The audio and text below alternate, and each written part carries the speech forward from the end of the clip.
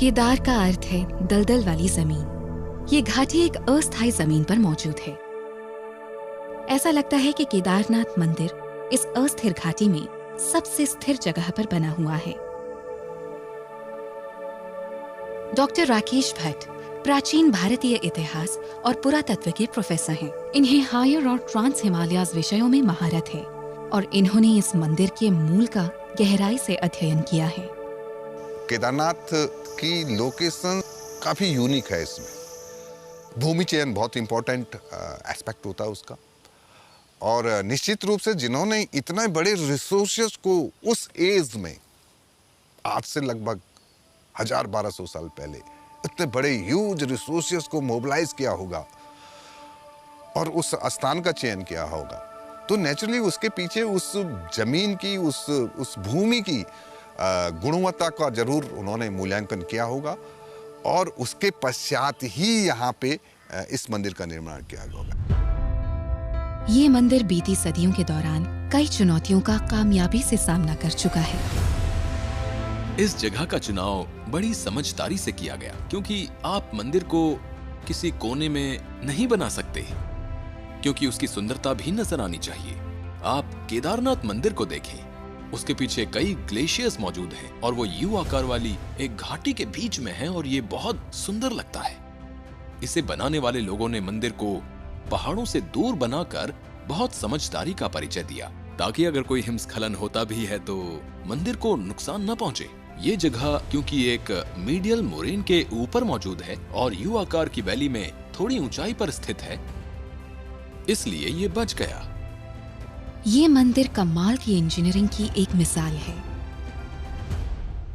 आस्थावान इसे ईश्वर का काम मानते हैं।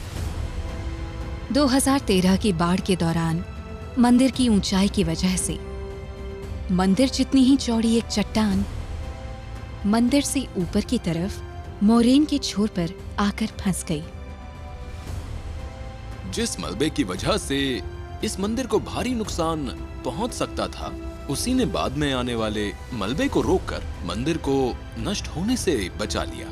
बाद में मंदिर का जीपीएस सर्वे यानी ग्राउंड पेनिट्रेटिंग रडार सर्वे किया गया, जिससे पता चला कि केदारनाथ मंदिर की नींव को बिल्कुल भी नुकसान नहीं पहुंचा है, वो बिल्कुल ठीक है। विशेषज्ञों ने मंदिर की मरम्मत की और इसे ठीक ठाक करने का काम अक्टूबर 2018 में पूरा हो गया। बाढ़ की वजह से मंदाकिनी और सरस्वती नदियां एक होकर बहने लगीं। लेकिन सुरक्षा के लिहाज से भूवैज्ञानिक सर्वेक्षण की राय थी कि दोनों नदियों को उन्हीं की पुरानी जगह पर मोड़ दिया जाए और बांध बनाए जाएं। इलाके की मुश्किलों की वजह से पुनर्निर्माण दल को तमाम जरूरी चीजें खुद ले जानी पड़ी। मनोज सेमवाल पुनर्निर्माण के काम को अंजाम देने वाले दल के एक अहम सदस्य हैं। जब ये 2013 का फ्लड आया तो दोनों नदियां एक नदी बन गई। तो हमने जब इस पे काम शुरू करा था तो हमने सबसे पहला काम रिवर डाइवर्जन का करा था, जिसमें हमने रिवर को चैनलाइज करा। ये हमने वायर क्रिट्स के साथ में और एक दीवार के साथ में नदियों को डाइवर्जन करा था। मंदाकिनी को मंदाकिनी वाले रूट पे लेके गए और सरस्वती नदी को सरस्वती वाले रूट पे लेके गए। टीम 3 हिस्से वाली एक सुरक्षा प्रणाली कायम करती है। इसके जरिए मलबा जमीन पर जमकर सुरक्षा का पहला घेरा बन जाएगा। दूसरी चीज है तार की जाली वाली बाड़, जो बाढ़ में आने वाले मलबे को रोकेगी। खड़े गाटर जो देख रहे हैं ये ISMB 350 है। इसका वजन 4.5 कुंटल के लगभग है। ये सारा का सारा जो यहाँ पे मेटेरियल है ये मैन कैरिंग है। इसमें कोई हेलीकॉप्टर का हम लोगों ने सपोर्ट नहीं लिया। और एक गाटर पे हमारे कम से कम 96 लोगों ने इसको सोनप्याक से और यहाँ तक का कैरी करा। 6 मीटर की लंबाई वाले ये गर्डर कंक्रीट में लगे हैं। ये आधे जमीन के अंदर और आधे बाहर हैं। तीसरी दीवार कंक्रीट से बनी है। हिमालय में मौजूद केदारनाथ अब भी सर्दियों के चंगुल में है।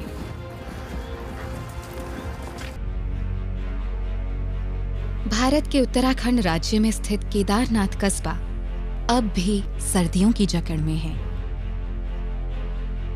लेकिन 2 हफ्ते से भी कम समय में पूरे भारत से हजारों की तादाद में तीर्थयात्री केदारनाथ मंदिर के खुलते कपाट देखने के लिए यहाँ आने वाले हैं। वर्क क्रू मुश्किल हालात से बराबर जूझ रहे हैं।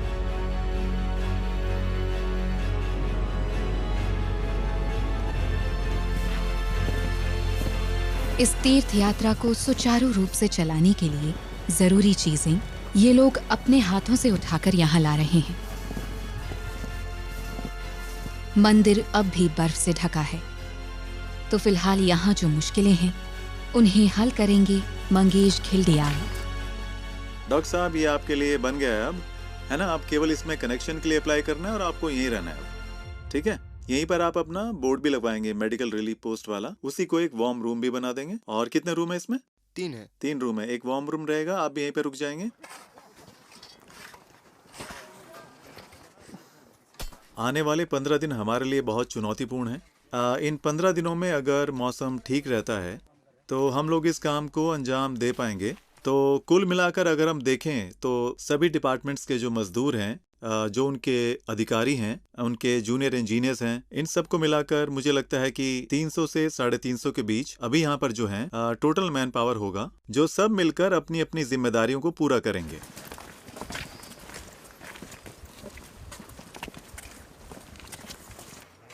रूट का इंस्पेक्शन पूरा हो चुका है और रास्ता नजर आने लगा है। रीइंफोर्समेंट्स आखिरकार यहाँ पहुँच गए हैं। इनमें शामिल हैं लोग, मशीनें और खच्चर। लेकिन तभी और चुनौतियां सामने आ जाती हैं।